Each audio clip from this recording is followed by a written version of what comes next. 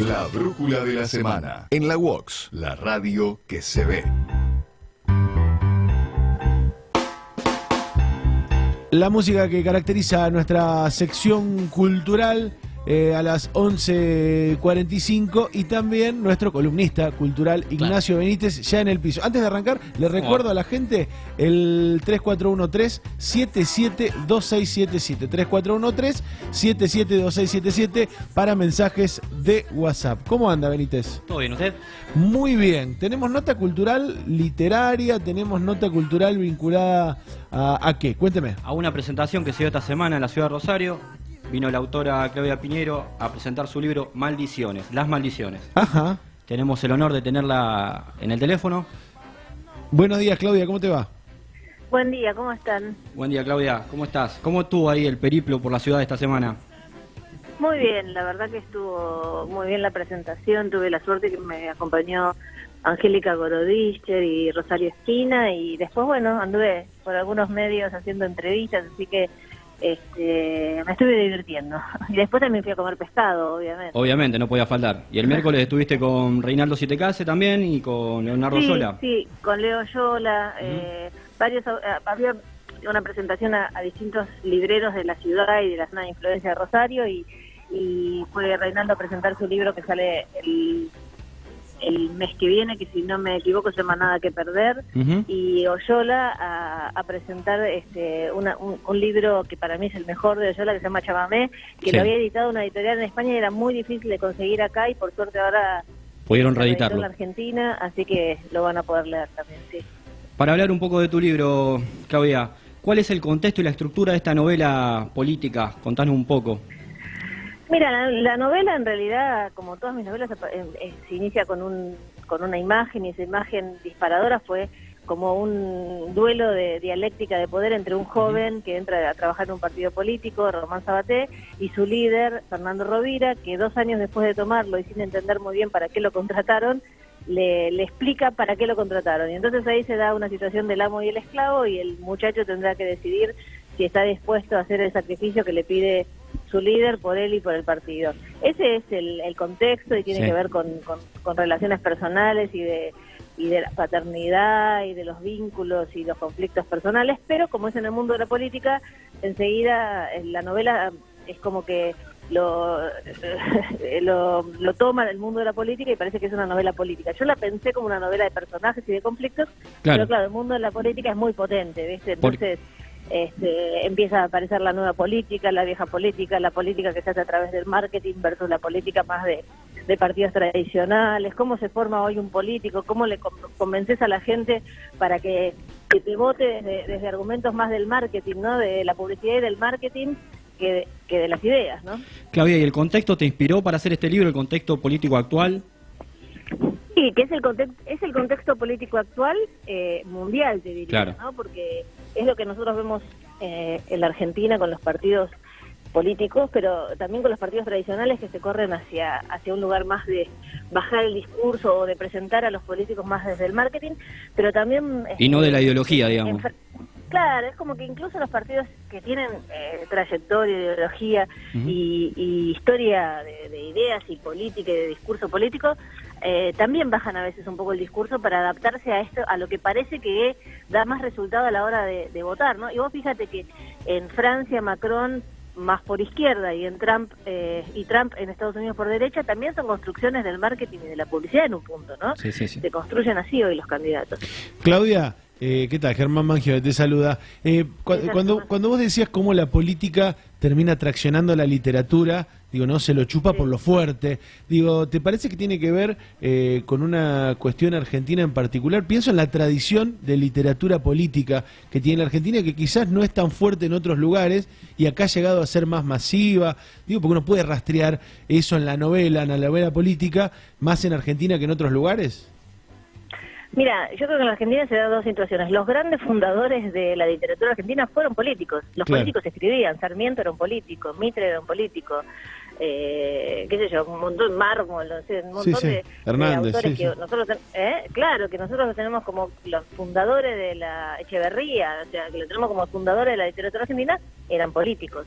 No sé si es exactamente igual en otros países, me imagino que sí, porque pertenecían a élites de poder y de cultura también, ¿no? Pero creo que en la Argentina también se da una situación particular, y es que todo el mundo habla de política. La política es un tema cotidiano. Es difícil contar una historia sin que se te meta la política, porque estamos todo el tiempo hablando de política. Vas a comprar el pan a la esquina y están hablando de política. Prendés la televisión en la hora del time break, del prime time de la noche, y los programas que se ven son programas de política. Pueden ser un magazine más tipo show, pero en definitiva los que están ahí son los políticos, ¿no? Claro. Parece que lo que la gente mientras come a la noche en la casa quiere ver y divertirse es con los políticos. Entonces la política nos atravesó, digamos, toda la vida. Y a mí me pasa que yo viajo por muchas partes del mundo y yo noto que en este país es de una dimensión muy superior a cualquier otro país. Ahora en España, me decía Carlos Cue, que es el corresponsal acá del país, que yo decía que en España no notaba tanto, y me dice que últimamente en España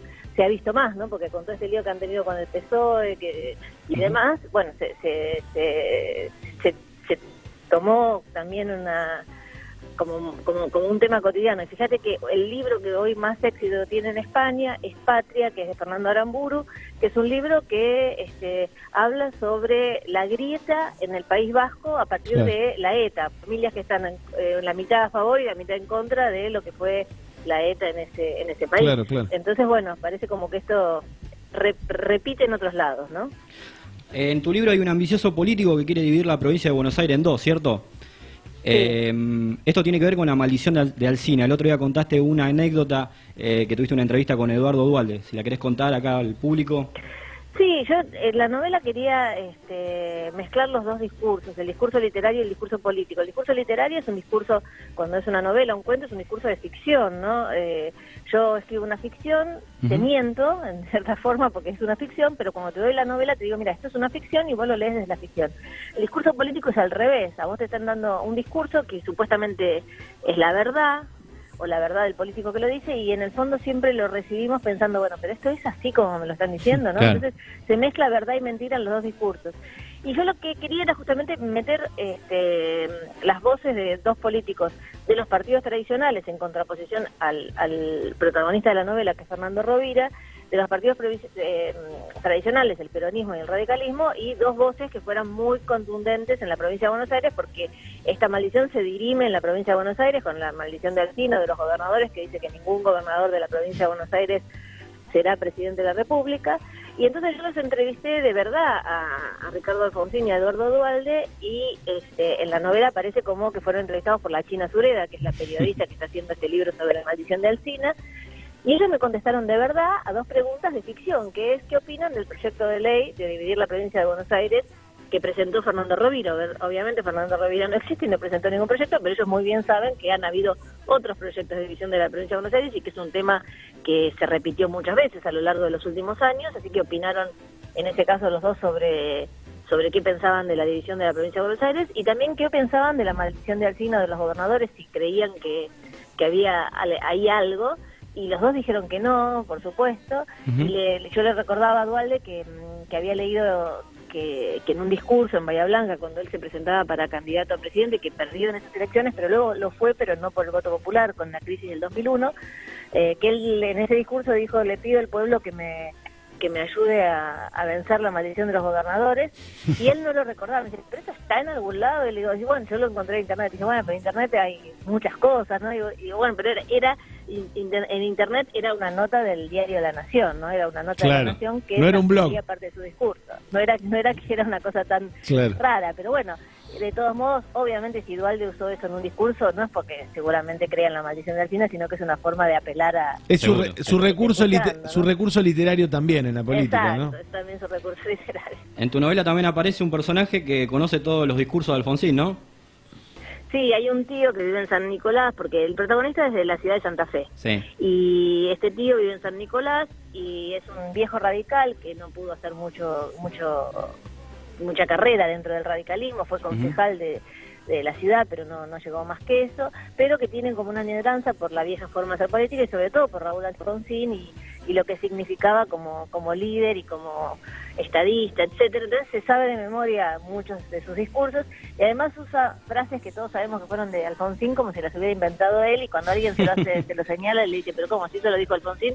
Él dice, no, bueno, pero yo se lo dije a él en la última convención del radicalismo y él la tomó la frase y yo, bueno, se la dejé, ¿no? Claro. Pero es todo con mucha admiración hacia una forma de hacer política que cree o que se está dando cuenta que ya no va a volver, ¿no? Claro, es como una vieja forma de hacer política en contraposición anacrónica a Fernando Rovira, ¿cierto? Claro, Fernando Rovira es un empresario inmobiliario que empieza con un partido vecinal en la zona norte del conurbano bonaerense y un día decide que porque él maneja bien su empresa va a poder manejar bien la provincia y luego el país, y se lanza con este partido político Pragma, al que le mete muchos recursos económicos y gente muy especializada en universidades, etcétera, como para hacer propuestas y demás. Ahí es donde entra Román Sabaté, que no tiene ninguna especialización, entonces no entiende para qué lo toman. Nosotros lo entenderemos después de leer la novela, cuando él le haga ese planteamiento que roza lo perverso de alguna manera. Y este partido, digamos, a mí lo que me interesaba ahí también era que Fernando Rovira, su proyecto de ley más importante es dividir la provincia de Buenos Aires, ¿no? Y él hace todo un montón de estudios con esta gente de por qué hay que dividir la provincia de Buenos Aires, desde el punto de vista de cuestiones políticas, económicas, demográficas, de representación en el Congreso, etcétera. Hay una elaboración muy elaborada, valga la redundancia, sobre los beneficios de esta edición, pero en el fondo él lo hace porque tiene miedo a la maldición de Alsina y se quiere sacar la plata de encima, ¿no? Se quiere sacar la plata de encima porque él piensa que así va a vencer esa maldición. Entonces, en definitiva, él convence o quiere convencer al pueblo con determinados argumentos, pero esconde otro motivo. Y yo en esa cuestión quería que no fuera una cuestión solamente de corrupción o de dinero, sino que fuera más allá, ¿no? Que ya está más moral. En el límite de la...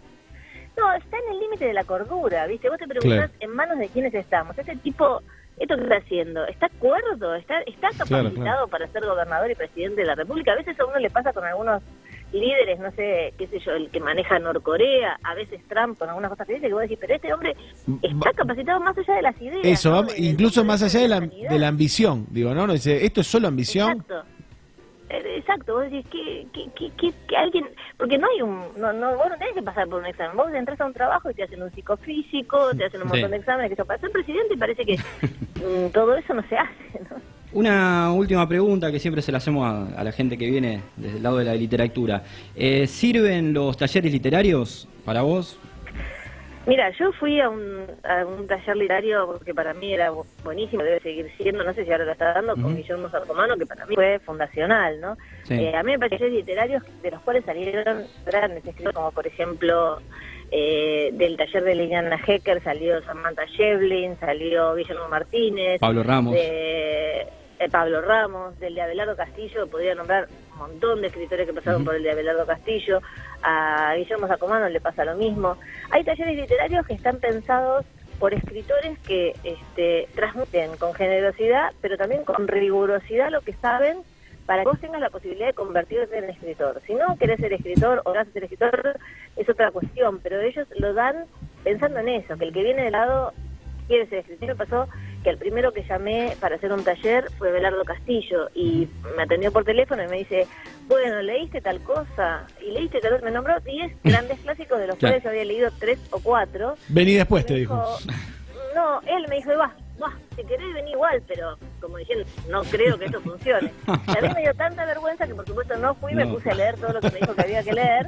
Y después ya fui al de Sacomano, que él tenía una lista de 100 libros que había que... Entonces en 100 vos podés decir que algunos no leíste, en 10 era más difícil. Claro, sí, no tenía mucha opción. Pero realmente vos para escribir tenés que haber leído muchísimo y ellos hacen muy bien en hacer ese planteo. Y por otra parte, lo que te decía, hay otros talleres que tienen otra voluntad, ¿no? A veces los talleres tienen la voluntad de que una persona que le gusta escribir, escriba, una persona que quiere compartir lo que escribe con otra gente lo comparta, pero no de ser escritor. Entonces a mí me parece que para el que quiere ser escritor le sirve el taller, los talleres rigurosos dados por gente que forma escritores. Exacto.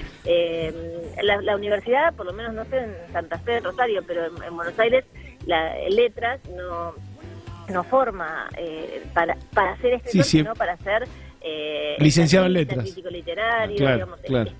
Por supuesto que todo lo que vos estudiás en letras, imagínate lo que te sirve para escribir, muchísimo, pero no tiene como el recurso de determinadas técnicas, no tiene la voluntad No de es lo hacer del oficio. una escritura creativa, ¿no? Exacto. Claro. Entonces a veces los talleres dados por un buen maestro, yo tuve maestros extraordinarios, Sacomano y después en dramaturgia Mauricio Cartún.